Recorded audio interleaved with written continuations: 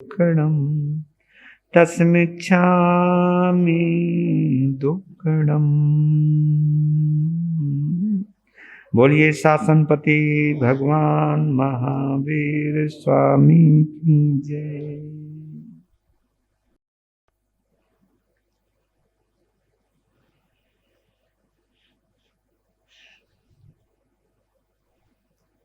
एक बार आप सभी हृदय से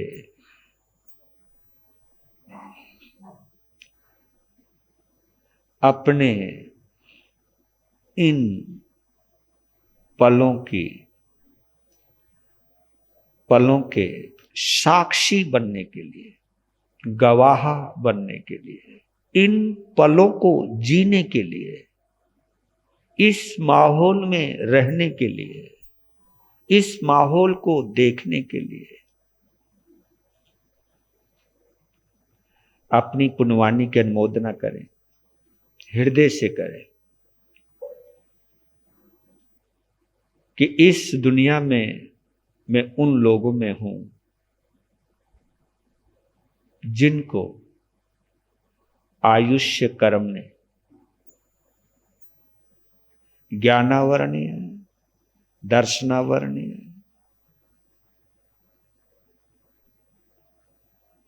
मोहनीय और अंतराय कर्म के क्षोभशम की वजह से,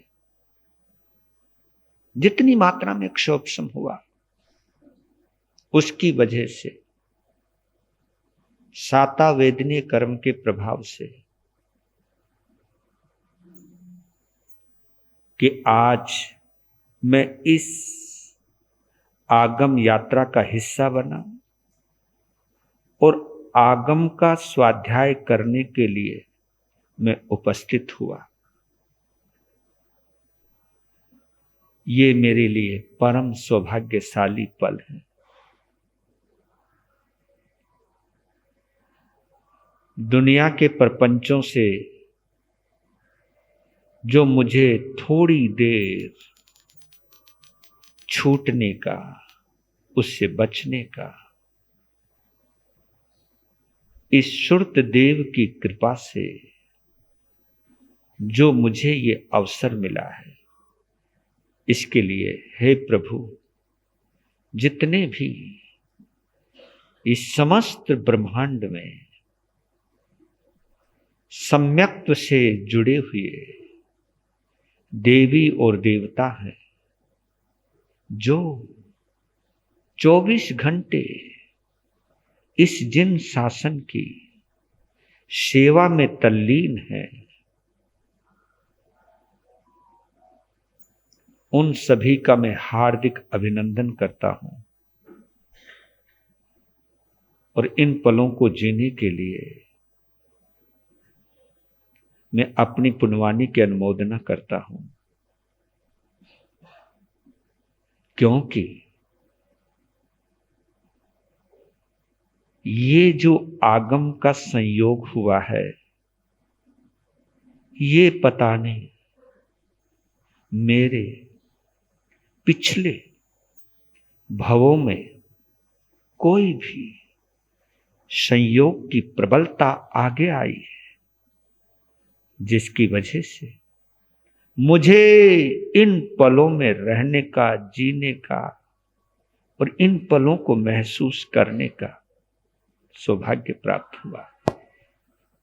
और मेरे अध्यक्ष भूपेंद्र सहित, उनके भ्राता सहित पूरे परिवार अपने आप को सौभाग्यशाली माने कि श्रुत देव के रूप में भगवान महावीर मेरे आंगन में पधारे।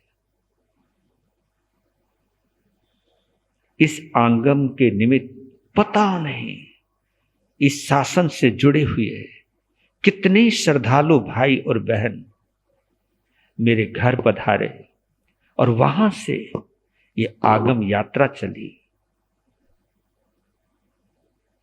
आज मेरा जीवन सफल हो गया। ये भाव जितने गहराई में उतरते जाएंगे, ये भाव आपके अंदर परिवर्तन भी ला सकते हैं, एक परम आनंद की अनुभूति करा सकते हैं और परम पुण्यवाणी का संचय कर सकते हैं। तो इन पलों को जिएगा, क्योंकि कई लोग सोचते होंगे ना कि यार ये नया काम कहां से शुरू करवा दिया, लेके जाओ, वहां रखो, लोगों को बुलाओ। यार ऐसा तो नहीं सोचना चाहिए, है ना। आपके घर में कभी आपका दामाद आता तो कितनी खुशी होती है? आपके आंगन के अंदर कोई मिनिस्टर आए तो कितनी खुशी होती है। इतनी खुशी तो हमारे आने से भी नहीं होती तुम्हें।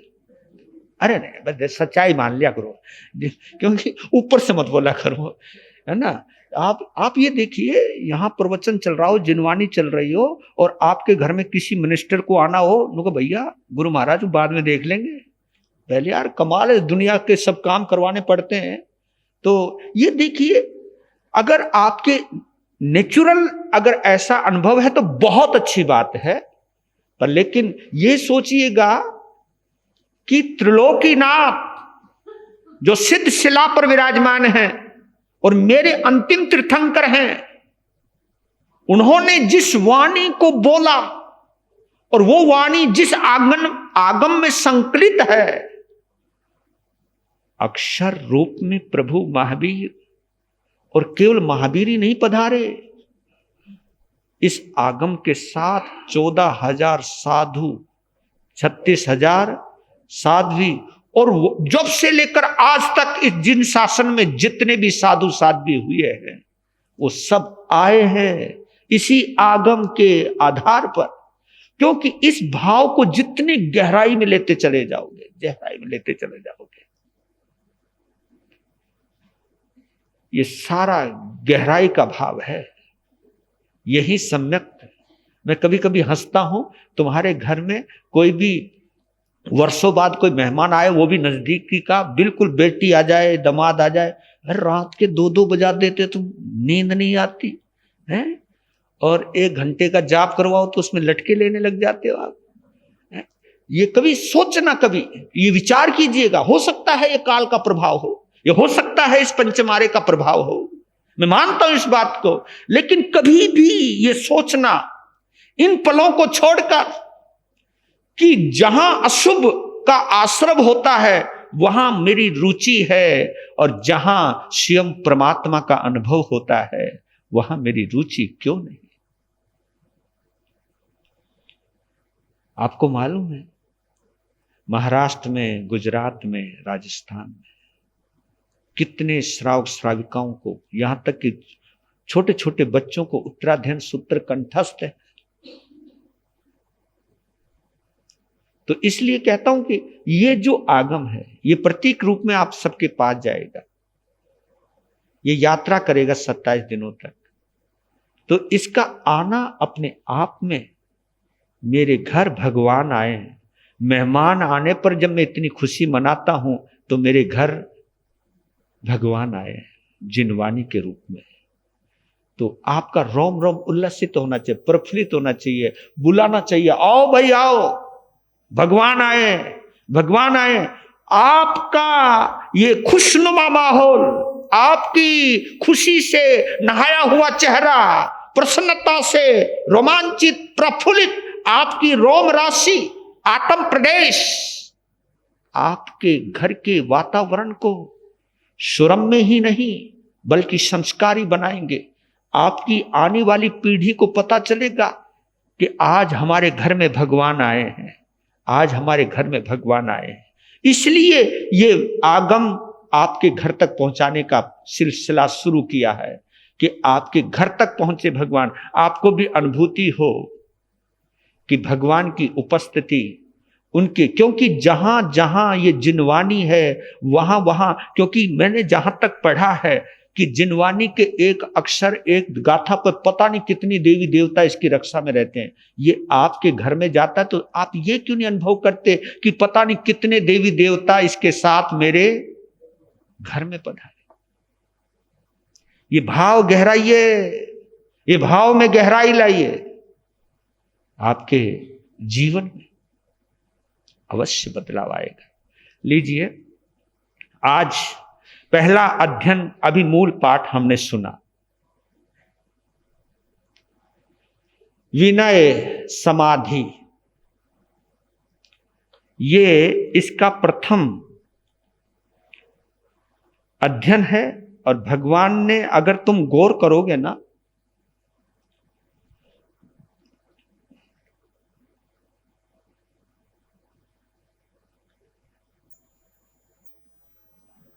चाहे नौकार मंत्र है, चाहे तीखुत्तों का पाठ है, और चाहे नमोथनम का पाठ है, इन पाठों का अपना महत्व है। और चाहे इच्छामी क्षमा समनों का पाठ है, ये पाठ वो बतला रहा हूं मैं आपको जिन पाठों के आधार पर हमारी विनम्रता प्रकट होती है या हमको विनम्र बनने की, होने की प्रेरणा मिलती है।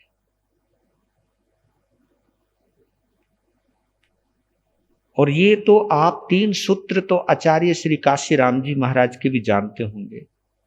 कम खाओ, गम खाओ और नम जाओ। लो जी, सभी समस्याओं का हल, सभी समस्याओं का समाधान। कम खाने से स्वस्थ रहोगे, गम खाने से रिश्ते बचे रहेंगे, नम जाने से आपके व्यक्तित्व में ही निखार आएगा, और चलते फिरते तुम धर्म ध्यान कर सकते हो। नमने की ये कला है। नमन में आपका घर बचता है, आपका अंदर का देवत्व बचता है, मनुष्यत्व बचता है और जिनत्व बचता है नमन करने से। तो इसलिए इन 3 सूत्रों को, क्योंकि ये आचार्य बड़े अनुभवी हुए हैं, तो कम खाना, गम खाना और नम जाना। और इसी प्रकार हमारा जो नमस्कार महामंत्र है, इसकी शुरुआत, अभी तो कहता हूं, बेशक तुम लड़ लो, झगड़ लो, मन मुटाव कर लो, बोले बोले तुम्हारे पता नहीं कितने महीने बीत जाते हैं, रूठ लो, अकड़ लो, लेकिन जैसे तुम नमोकार मंत्र पढ़ते हो तो समझ जाओ कि बिना झुके ना कोई संत हो सकता है, बिना झुके ना कोई उपाध्याय हो सकता है, बिना झुके ना कोई आचार्य हो सकता है, बिना झुके ना कोई अरिहंत हो सकता है, बिना झुके ना कोई सिद्ध हो सकता है।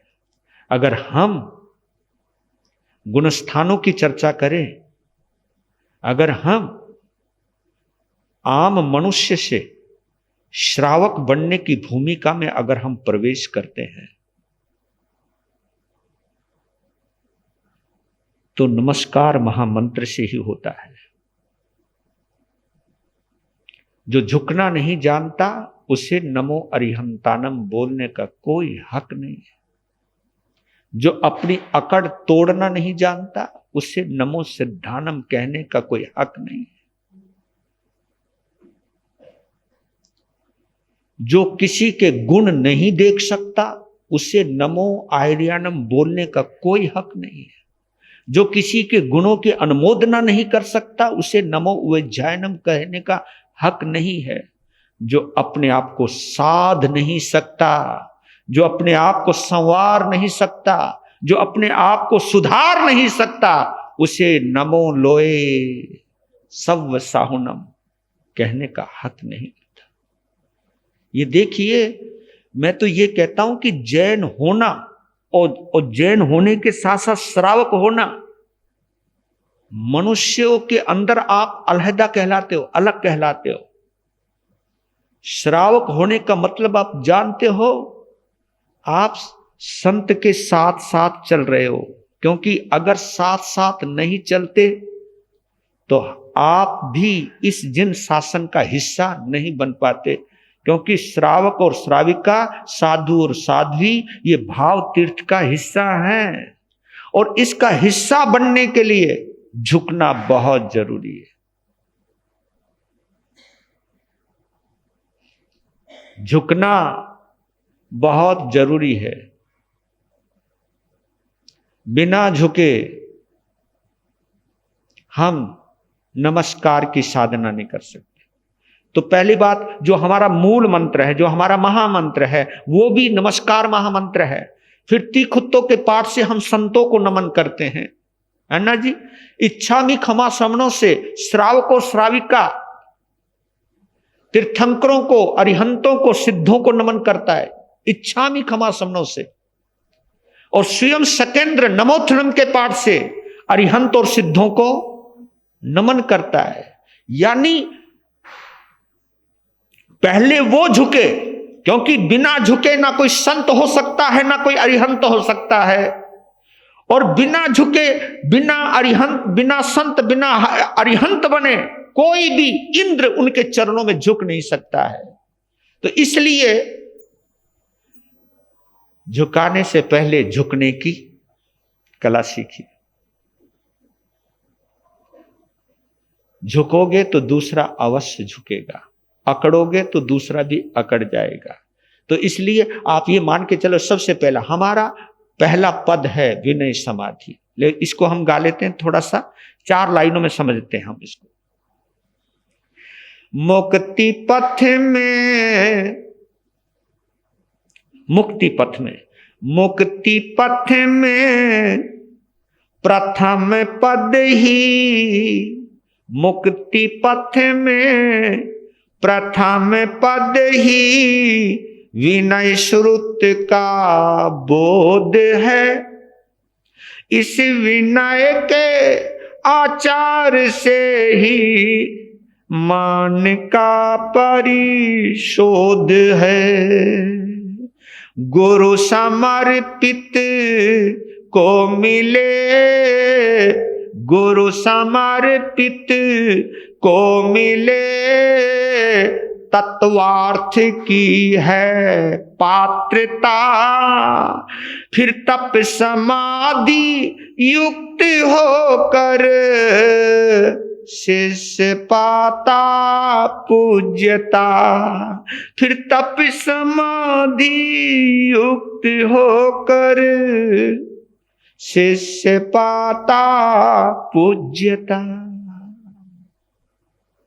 4 लाइनों में अगर महसूस करोगे तो प्रथम अध्ययन का सार आ गया है।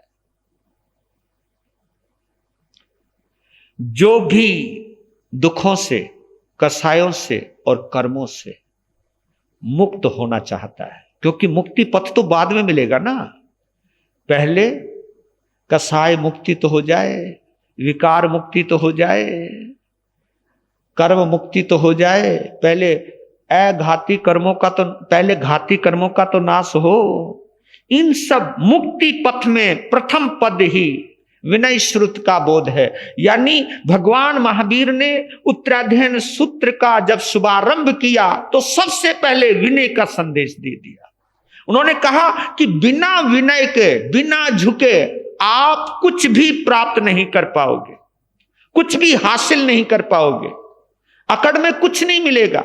आपका शरीर जितना लचीला होगा, जितना लचीला होगा, आप उतने ही स्वस्थ होंगे। और जहां जितने अंगों में जहां अकड़न आ गई, जकड़न आ गई, ये समझो आपका शरीर ही आपके साथ दगा दे रहा है। मानते हो ना? लचीलापन अच्छा लगता है या कठोरपन अच्छा लगता है? बोल तो दो, है ना? लचीला। ये घुटने काम अच्छे ढंग से कर रहे हो तो कुर्सी पे बैठने की जरूरत कोई पड़ती है?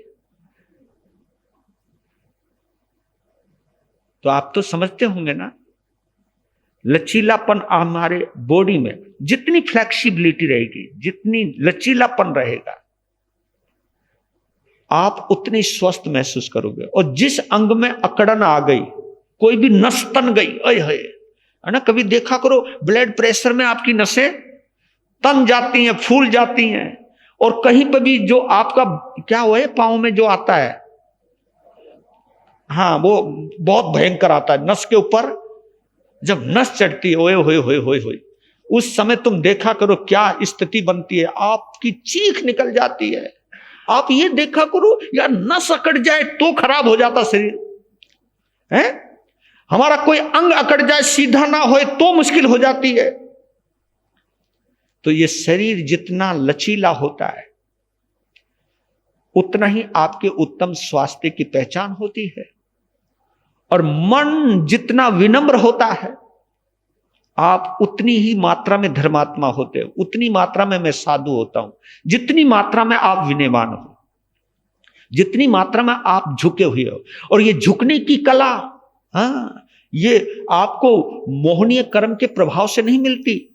झुकने की कला हमको मैत्री भाव से मिलती। मोहनीय कर्म महारोग है, तो मैत्री भाव उस रोग की महा औषधि है। और हमारी समाज में धीरे धीरे धीरे धीरे, बुरा ना मानना, धीरे धीरे मैत्री भाव कम हो रहा है, मोहनीय कर्म प्रबल हो रहा है। हम संत लोग भी आप लोगों को मैत्री भाव का संदेश नहीं देते। हम संत साध्वी आप लोगों को मोहासक्त बना रहे हैं, मैत्री भाव से युक्त नहीं बना रहे। हम आपको अपने से जोड़ रहे हैं, अपने संप्रदाय से जोड़ रहे हैं, अपने विचारों से जोड़ रहे हैं, अपनी मान्यताओं से जोड़ रहे हैं। हम आपको भगवान से नहीं जोड़ रहे, क्योंकि हम आपको अरिहंतों से नहीं जोड़ रहे, हम आपको सिद्धों से नहीं जोड़ रहे, हम आपको पंच परमेष्ठी से नहीं जोड़ रहे, हम आपको केवल अपने से जोड़ रहे। ये मेरी संप्रदाय का श्रावक है, ये भाव मेरे अंदर आ जाए और ये भाव तुम्हारे अंदर है, ये संत मेरी संप्रदाय का है, ये दोनों चीज आ जाए, ये मैत्री भाव है या मोहनीय कर्म की प्रबलता है? खुद से पूछना, अपने आप से पूछना, अपने आप से पूछना कि जब ये भाव पैदा हो जाए, ये मेरी संप्रदाय का संत है, ये मेरे लिए भगवान है, जो ये कहेगा वो करूंगा, इनकी कोई कमी अगर सामने आई उसे दबाऊंगा और दूसरे की कमी आई तो सबको बताऊंगा। ये भाव मोहनीय कर्म में पैदा होते हैं, ये भाव मैत्री भाव में पैदा नहीं होते। आप इसलिए कहना चाहता हूं कि हम संत लोग इस शासन व्यवस्था को जितना खंडित करते जा रहे हैं, अगर काश हम लोग, क्योंकि जैन शासन के 14,000 साधु साध्वी हैं, अगर 14,000 साधु साध्वी का एक ही लक्ष्य होता कि मैं सभी को भगवान से जोड़ूंगा, आत्मा से जोड़ूंगा, परमात्मा से जोड़ूंगा, तो हमारी समाज का वातावरण ही बड़ा सुरम्य होता, आनंदमय होता। फिर किसी को देख करके, संतों को देख करके तो श्रावक नाड़ मारते, ये कोई साधु है, पता नहीं कहां से आ गया। अरे भाई वंदना, अरे यार इसको वंदना करने से 7वीं नरक में कोई जानो है, बस तुम तो वंदना करने का फल भी नरक बताने लगे। और ये आप नहीं बता रहे, ये हम लोगों ने ही सुझाया होगा। उनके पास जाते, तुम उनके पास जाते हो। ये भाव अगर मेरे माध्यम से, इस पाठ के माध्यम से, जो ये पाठ मेरे बाप का नहीं है, ये पाठ मेरे संप्रदाय का नहीं है, मेरे गुरु का नहीं है, ये पाठ जिन शासन का है, ये पाठ मेरे भगवान का है। इस पाठ के ऊपर बैठकर मैं आपको अपने संप्रदाय से, आपको मैं जिन शासन से जोड़ूं, जिन शासन से जोड़ेंगे फिर कभी भेदभाव नहीं आ सकता। मेरे माध्यम से अगर एक भी व्यक्ति भेदभाव करता है तो मालूम है उसका खामियाजा उस व्यक्ति को भुगतना पड़ेगा, नहीं पड़ेगा इसका मैं गारंटी नहीं लेता, लेकिन उसका पूरा दुष्फल मुझे भोगना पड़ेगा, क्योंकि मैंने भ्रमित किया है, मैंने उसे गुमराह किया है। मैंने उसे परमात्मा का पथ दिखाने की बजाय, मुक्ति का पथ दिखाने की बजाय, मैंने उसे अपनी संप्रदाय, अपनी मान्यता का पथ दिखाया है। अगर इस चीज में जाए, क्योंकि भगवान महावीर का देखिए भगवान महावीर ने क्या गजब का विचार किया होगा इस पंचम आर्य को देखते हुए। उन्होंने हम सभी की, साधु साध्वियों की मानसिकता को, क्योंकि भविष्य के दृष्टा रहे हैं, सर्वज्ञ रहे हैं, सर्वदर्शी रहे हैं, उन्होंने आने वाले माहौल को पहले ही भांप लिया होगा, जांच लिया होगा, तभी बोला होगा अनेकांतवाद। इसके आधार पर ही उन्होंने अनेकांतवाद की प्ररूपणा की कि आपको भी अपने अपने मत में मत भटक जाना, दूसरे मत के अंदर दूसरे मत की निंदा मत करने लग जाना। हो सकता है किसी ना किसी पहलू से वो भी सही हो, इसलिए अनेकांतवाद लाया। क्योंकि एकांतवाद किसको कहते हैं? मैं ही ठीक हूं, इसी को तो बोलते हैं ना एकांतवाद, मैं ही ठीक हूं। अनेकांतवाद किसको कहते हैं? अगर मैं भी ठीक हूं तो वो भी ठीक है, वो भी ठीक हो सकता है। तो अनेकांतवाद विनम्रता से पैदा होता है, ये प्रेम से पैदा होता है। तो इसलिए याद कीजिएगा, जहां भी ईगो आए, आपकी ईगो टकराए, नहीं यार मेरा अपमान हो गया है, मैं इसका बदला लूंगा, मैं छोड़ूंगा नहीं, ये ईगो है आपकी। और ईगो का मतलब एवरीथिंग गो, एवरीथिंग गो। आपके जितने भी सद्गुण हैं वहां से जाने वाले हैं, और गुण ही नहीं जाएंगे, शासन भी जाने वाला है। ये सोच जब कभी हम संतों में आ जाए और प्रथम उत्तराध्ययन सूत्र की वाचना करते वक्त आ जाए हमारे अंदर, तो हमारा जीवन में बदलाव आ जाए। तो बस आप ये समझ लीजिए, जितना विनय बढ़ेगा उतना ही मान घटेगा।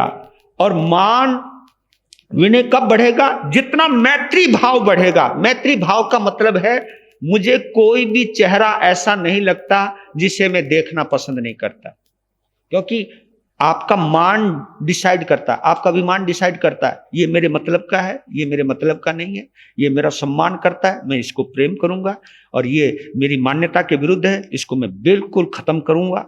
तो ये आप, क्योंकि मैत्री भाव में आपके अंदर ग्राहकता आती है, ग्रहण करने की शक्ति आती है, और जितनी ग्राहकता आएगी, जितनी ग्रहण करने की शक्ति आएगी, आप में विनम्रता उतनी आएगी। और जितनी विनम्रता आएगी, ये विनम्रता आपको चलते फिरते तपस्वी बना देगी, ये विनम्रता आपको सहन करना सिखा देगी, ये विनम्रता आपको सहनशील बना देगी, ये विनम्रता आपको संवेदनशील बना देगी। संवेदनशील यानी किसी के क्रोध में भी उसके दर्द का अनुभव कराएगी। क्या बोला मैंने अभी? सामने वाले के क्रोध में भी उसके दर्द का अनुभव कराएगी। वो ये सोचेगा कि ये बेचारा दर्द में है तभी ये क्रोध कर रहा है, मैं इसके दर्द को महसूस नहीं कर पा रहा हूं, इसलिए ये मेरी कमी है। तो आपको हर तल पर, आत्मा के तल पर ले जाती है ये विनय समाधि। बहुत व्याख्याएं हो सकती हैं, बहुत व्याख्याएं करी हैं, पर इसमें एक ही व्याख्या करी है। आप ये समझ करके चलिए, जो झुकने की कला जानता है वो विनयवान होता है, जो अकड़ने की कला जानता है वो अवनीत होता है, और जो अवनीत होता है वो भटकता रहता है। यहाँ पर सड़े कान की कुतिया का उदाहरण भी दे दिया है, और सुअर का भी उदाहरण दिया है। ये उदाहरण दिए गए होंगे कि सड़े कान वाली कुतिया जिससे कीड़े पड़ रहे हैं, वो अगर आपके पास आते तो आप क्या ची भग हट, तो क्योंकि सड़े कान वाली कुतिया है ना। उसका एक उदाहरण दे दिया सुअर का, कि एक तरफ तुम पकवान रख दो, चावल रख दो, मिष्टान रख दो, और एक तरफ बिष्टा रख दो, तो सुअर का बच्चा या सुअर कहां पर जाएगा सबसे पहले? अब तुम समझ लो। हम आप कह सकते हो गुरु महाराज कम से कम आगम रखें, ऐसी बात तो ना बोलो, आगम में वो लिखा हुआ है, मैं नहीं बोल रहा हूं, आगम में वही लिखा हुआ है। तो ये सब चीजें सोच करके चलिएगा। और भगवान ने तो पता नहीं कदम कदम पर भोजन के लिए भी बोला गया है, यहाँ पे भोजन के लिए भी बोल दिया। ये भी संतों को नहीं बोलना चाहिए, आप एक भोजन बड़ा गजब का बनाया, मजा आ गया, है ना। ऐसा भी बोलने से, क्योंकि आपको मालूम है मेरी मनपसंद का भोजन बनाया, मेरे स्वाद का भोजन बनाया, यानी यहां पर भी अहंकार आ गया है। हमने भोजन का भी सम्मान और अपमान अपनी जिह्वा के आधार पर कर दिया, और यहां पर तो बड़ा पंगा खड़ा हो जाता है। आप जहां कहीं भी जाते हो पार्टी के अंदर, पार्टी में सबसे पहले देखते हो कि भोजन बढ़िया कि नहीं बना। और मैं तो कहता हूं कि भोजन का निष्कर्ष भोजन का निष्कर्ष नहीं, सभा का निष्कर्ष, किसी भी सभा का निष्कर्ष संत नहीं होते, साध्वी नहीं होते, कौन सा होता है? वो भोजन। क्योंकि लास्ट में तुम वही चखते हो, और जो लास्ट में चखते हो वही